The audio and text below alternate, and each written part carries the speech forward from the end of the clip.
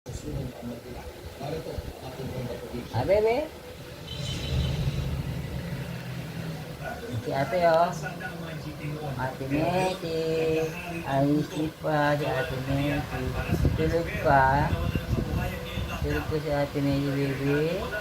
Ha?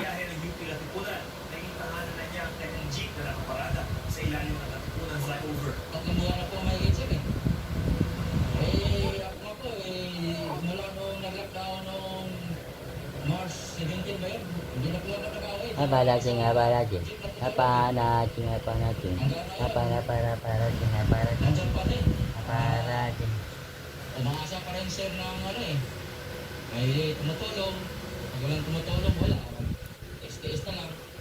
Sa mga niya na wala na rin alam buhay, hindi na niya alam kung saan napadpad. Balikan niya, namalimos na ang iba. Hindi na lang nilang nakakalimutan dito sa Pag-deliver nga po, lugaw at topot baboy, sabi niya. Ano yan, dyan pinayos. Matutuloy na po yung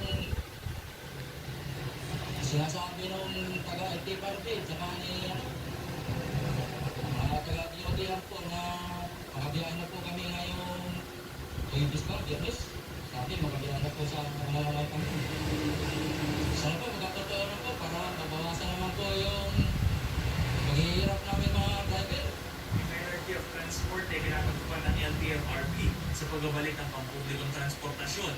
Inuna ang uri ng transportasyon ng maraming kapanlilingkuran tulad ng mga Trend, TNVS at P2B bus. Isang linggo, pinayagan na ang mga additional bus at mga modern jeep.